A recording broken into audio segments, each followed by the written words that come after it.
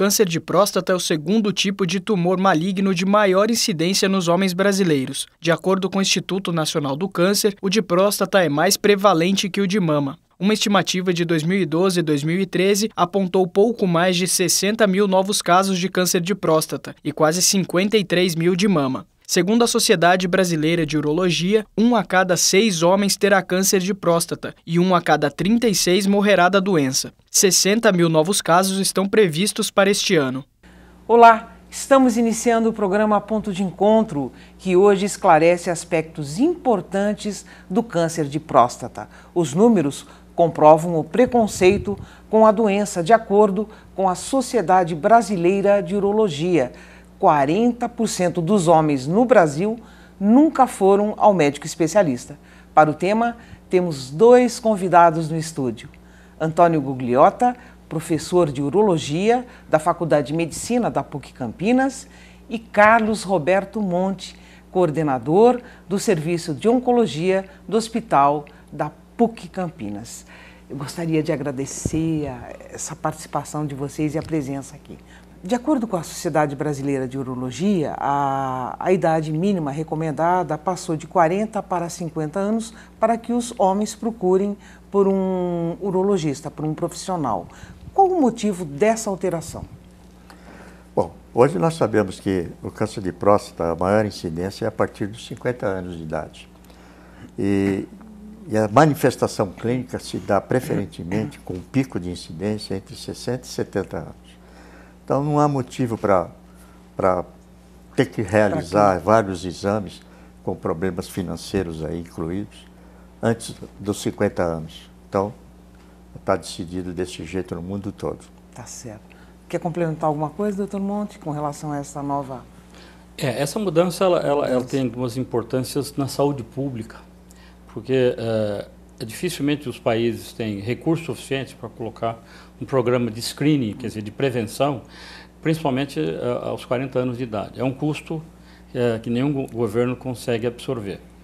E também porque, se você usar essa prevenção, você pode detectar câncer, mas a maioria deles não são evoluindo para uma situação clínica. Então, você pode criar uma situação de tratar pacientes sem necessidade.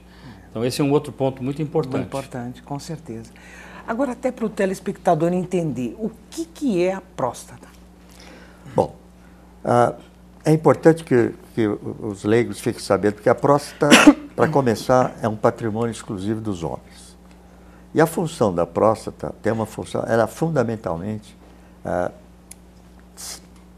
para orientar a eliminação do esperma, para eliminar os espermatozoides e também para alimentar os espermatozoides. Então, a função da próstata hoje está na vitalidade e na eliminação dos espermatozoides. Ela produz um líquido que representa 1/3 praticamente do volume ejaculado pelo homem, do esperma. E nesse líquido nós encontramos substâncias extremamente importantes para a vitalidade dos espermatozoides, principalmente o citrato e depois outras substâncias que nós temos nesse líquido. Isso é fundamentalmente importante. Tá, mas ela é responsável por 1/3, então? O líquido espermático é responsável por 1/3 do volume do sêmen que é ejaculado pelo homem. Tá. O resto, os 2/3 restantes, são pelas vesículas seminais, que estão próximas à próstata. Essa seria a principal função, doutor? A função dela principal é exatamente isso. Essa. Ela é um órgão acessório da função sexual do homem. Tá. Não na parte de função erétil, nem tão pouco também para o libido. Tá. Só para a vitalidade dos espermatozoides e para conduzir os espermatozoides para fora do órgão. Tá. Esse tipo de problema, esse tipo de câncer, ele tem algum fator hereditário? Olha, nós temos 2 fatores de risco extremamente importantes. É a idade, a partir dos 50 anos, e também a raça. A raça negra, por exemplo, tem uma incidência brutal, né, de câncer de próstata. O terceiro fator de risco extremamente importante é a predisposição genética. Então, existe, no homem, existe um gene que está chamado de HPC1, ele tá no braço curto do cromossomo 1 e ele é responsável por 10% dos cânceres de próstata. 10%? 10% dos cânceres dos cânceres de próstata. E ele é responsável por 45% do câncer de próstata que se dá abaixo de 55 anos. Olha. Então isso é extremamente importante, porque inclusive nós podemos até fazer mapeamento genético, né?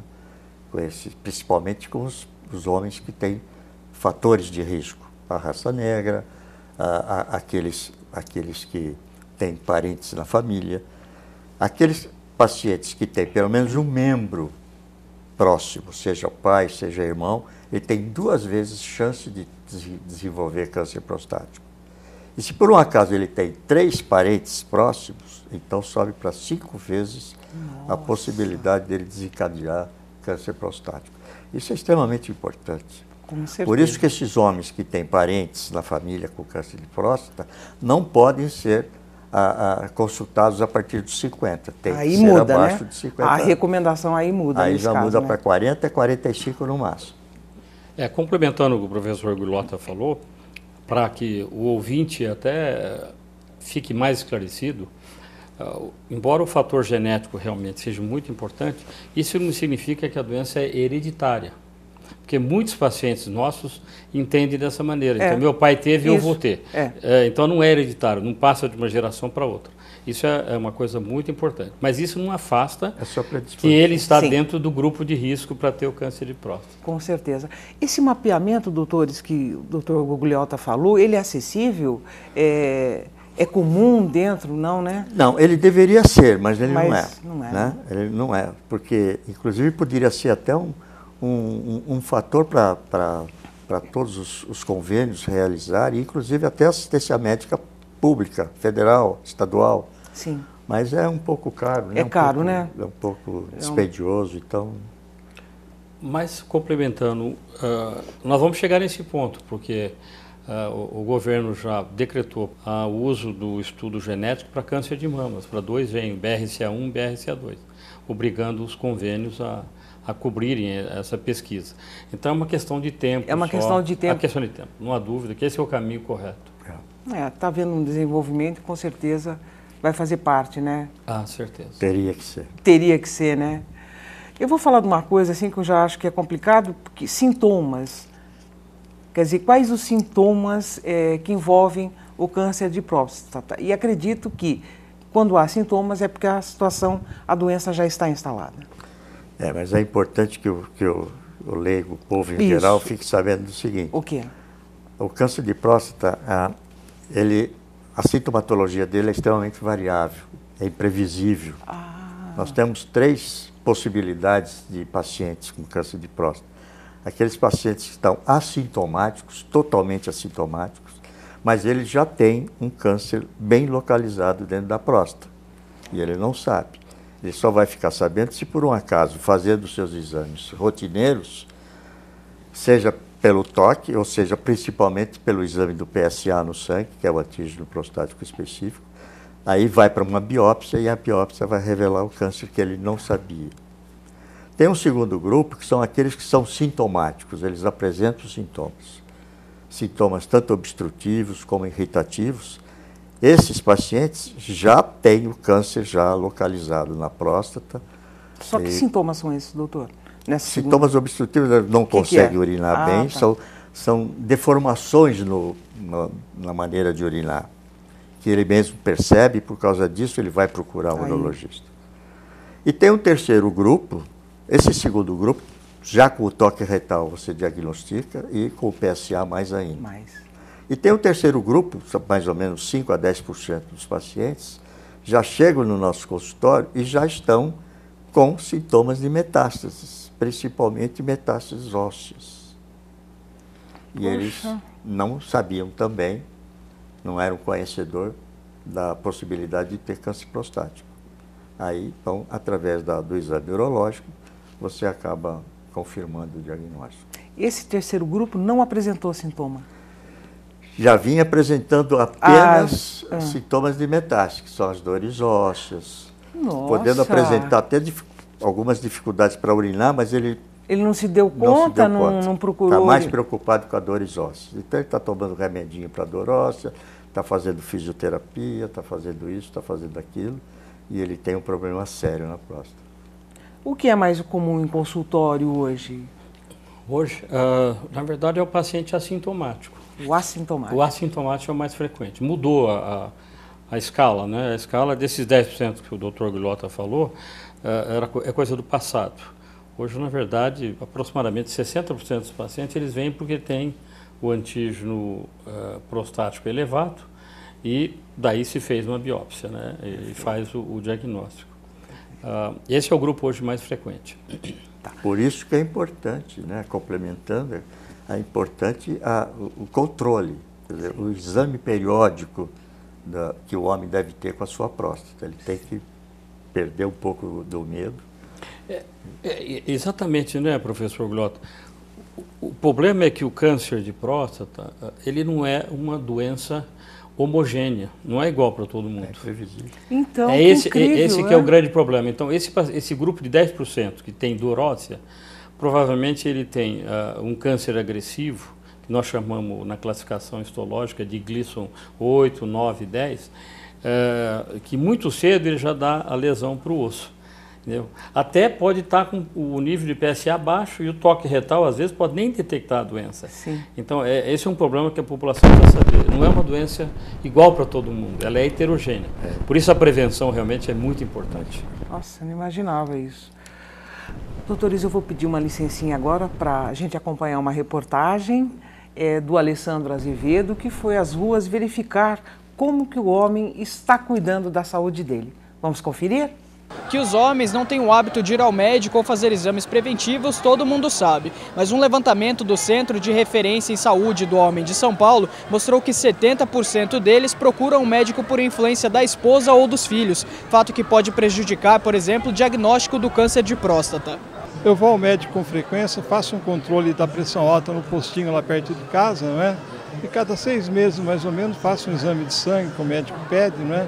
Sempre mantenho sob controle a minha saúde. E o exame para detectar o câncer de próstata o senhor já fez? O senhor faz anualmente? Esse eu ainda não fiz, eu faço sempre o PSA, não é? Não tem necessidade, né? Eu nunca tive, viu, esse hábito porque eu não precisei. A minha saúde, graças a Deus, até hoje, né, foi boa. Principalmente eu faço o tratamento da próstata todo ano, que eu tive, há 12 anos atrás, eu tive um câncer de bexiga.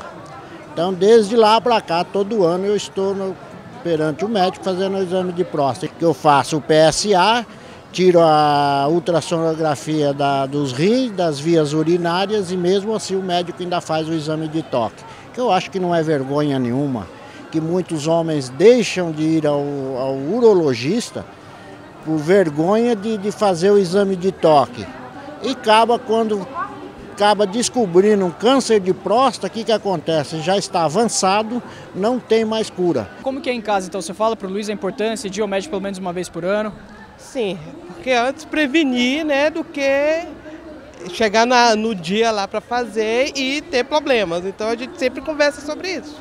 Luiz, então é isso que ela falou mesmo? É importante prevenir? Realmente a gente trabalha com a prevenção das doenças, porque depois da doença instalada, o custo para a gente fica maior, perde-se dia de trabalho, tudo, né? Então a gente trabalha sempre com a prevenção, né? Bom, essa reportagem acaba suscitando uma série de questões e uma delas é que um dos entrevistados fala que ele faz o PSA. Só o PSA é suficiente sem o toque retal? Não, não é suficiente. Depois que foi feito o PSA, tem que complementar com o toque retal. Quem fez inicialmente o toque retal deve complementar com o exame do PSA, que é o exame do antígeno prostático no sangue. Os dois são insubstituíveis até o momento. Ou seja, sem o toque retal, qual seria o índice assim, de diagnóstico?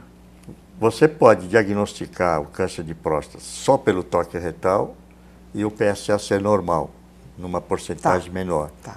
Você pode diagnosticar o câncer de próstata só através do PSA e com o toque retal inteiramente normal. Tá. Então não tem como. E pode ser também com os dois anormais. Tá. Então não...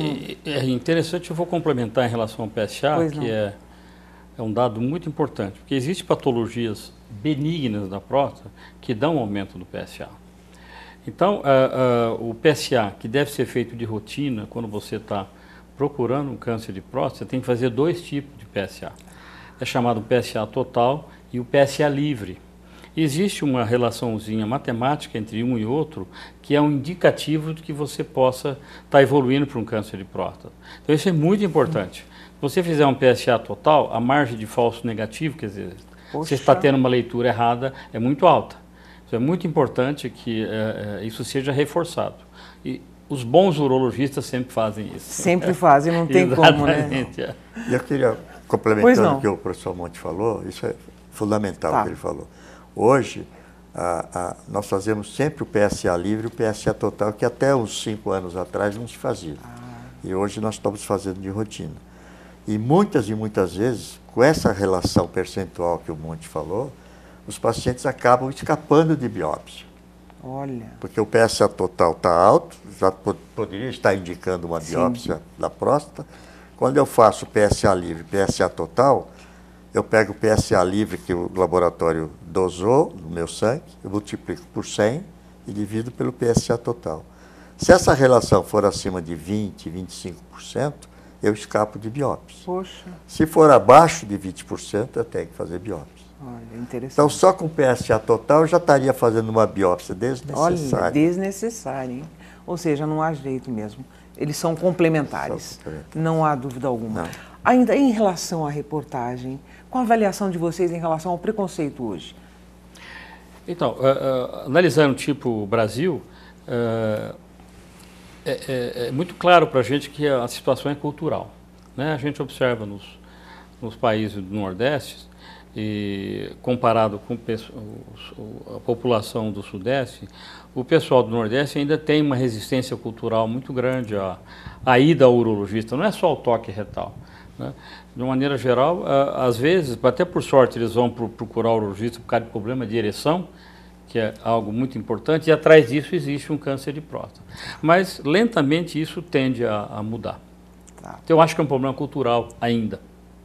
Qual que é a sua avaliação? Então, complementando o que o Monte está acabando de dizer, é um mito, né?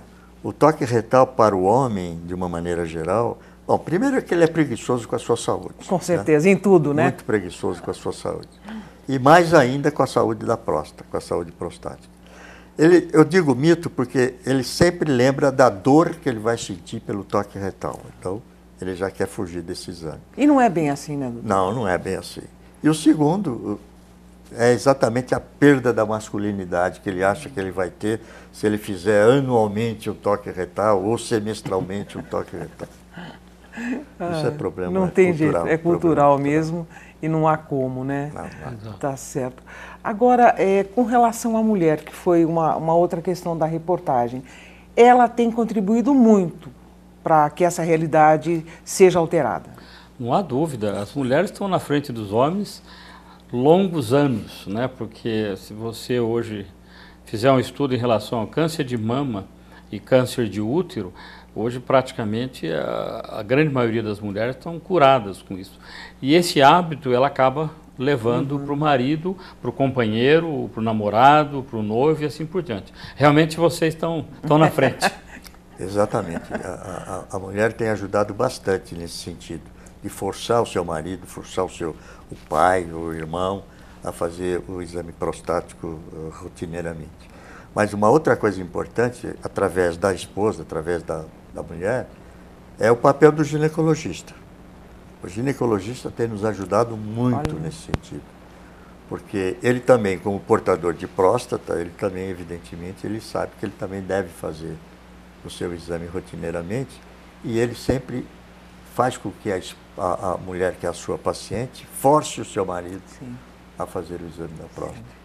Isso é parabenizando o ginecologista. Também, né? Agora, a doença instalada, uma vez instalada, quais as possibilidades de tratamentos? Porque existem níveis da doença também. Fala. Olha, hoje, quando a gente recebe um paciente com câncer de próstata, a gente tem uma classificação relacionada com o que vai acontecer com esse paciente. nós chamamos de grupo de prognóstico. E pela essa associação do nível do PSA, mais o resultado da biópsia, mais o toque retal, a gente classifica em 3 grupos de prognóstico, chamado baixo risco, o risco intermediário e o alto risco, em relação ao que vão ficar curado ou não. E em função dessa classificação é que existem as terapêuticas.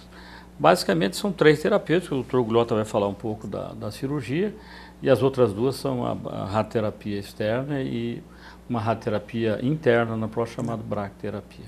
O senhor quer falar da... Então, os pacientes que têm baixo risco ou médio risco, eles podem perfeitamente se submeterem a um tratamento cirúrgico, né? De uma maneira geral. E esse tratamento cirúrgico é chamado de prostatectomia radical. Essa prostatectomia radical ela pode ser feita por via aberta convencional, como ela pode ser feita por laparoscopia. E nos dias atuais, com o advento da cirurgia robótica, que é o aparelho chamado Da Vinci, hoje já temos um grande número de pacientes sendo operados pelo robô para câncer prostático. Bacana. E os outros, doutor Monte? Olha, o que é importante salientar, Leila, é que esses 2 grupos que o Dr. Gugliota citou, o baixo risco e o risco intermediário, é interessante porque você pode oferecer todos os tratamentos com um número de sucesso muito próximo. Então, isso dá ao paciente até a chance de ele escolher o melhor tratamento para ele. Ele discute com a gente, porque o aspecto emocional, a idade do paciente, a valorização que ele dá para a ereção, tudo isso forma um conjunto que é muito importante essa decisão, né? Em termos de radioterapia, a radioterapia externa hoje, com tecnologia muito moderna, a gente tem uma taxa de cura alta para o grupo de baixo risco, risco intermediário e com, eu diria, com menos complicações em relação à incontinência urinária e à impotência sexual.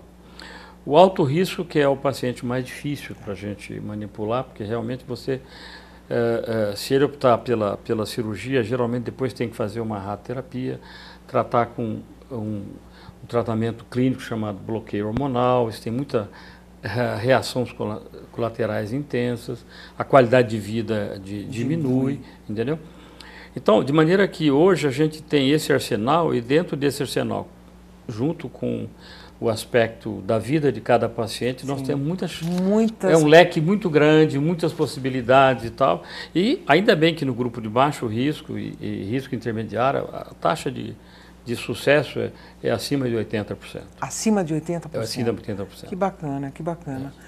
Então, você até tocou nesse assunto, há a possibilidade da disfunção erétil para o homem depois da operação? Sim, né? a incidência... É real mesmo? É real. A incidência de disfunção erétil pós-prostatectomia radical, ela está... Radical? Radical. Tá. A cirurgia da próstata para câncer de próstata, ela é radical. É uma cirurgia que tem que ser completa. E os pacientes correm um risco de 9 até 80% de chance de desenvolver disfunção erétil. E, evidentemente, aí nós temos que rever algumas coisas importantes. Primeiro, a idade. Quanto mais jovem o paciente está sendo operado de câncer prostático, ele vai ser mais facilmente recuperável da sua disfunção erétil. Já os mais idosos, não, evidentemente não.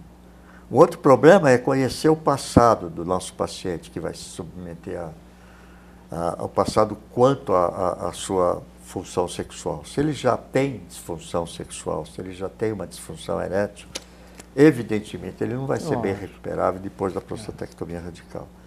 E também tem as comorbidades que esse paciente está apresentando antes da cirurgia. O diabético, o hipertenso, o que fuma, o que tem colesterol elevado, ou que tenha outras patologias importantes como hipertensão arterial.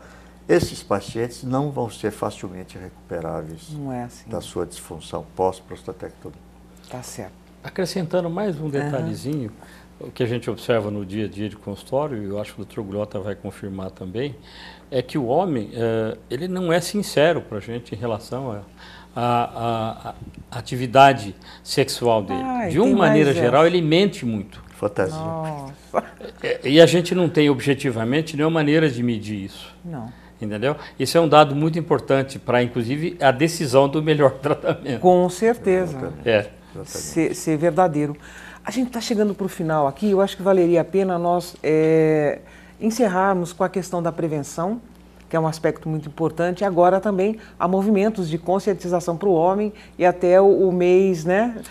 Novembro Azul. Exato. Eu gostaria que vocês deixassem uma palavra final para o telespectador em casa, por gentileza. Eu gostaria de aproveitar essa oportunidade, Leila, que você está nos dando, exatamente, não seria uma campanha, mas seria uma mensagem para os nossos ouvintes, para os leigos, que eles devem realmente fazer o seu exame prostático anualmente, ou semestralmente, se ele tiver algum parente com câncer prostático, perder esse mito, perder esse medo do toque retal, que não tem nada comprometedor, evidentemente, porque isso é muito importante. A incidência de câncer prostático ainda está muito alta, está perdendo ainda para o câncer de pulmão, para o câncer de pele, não melanoma, mas a incidência é extremamente alta.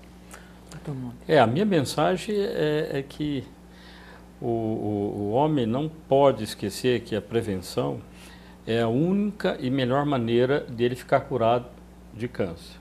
Só para dar um dado assim mais geral, como oncologista, há 30 anos atrás nós curávamos 30% dos cânceres.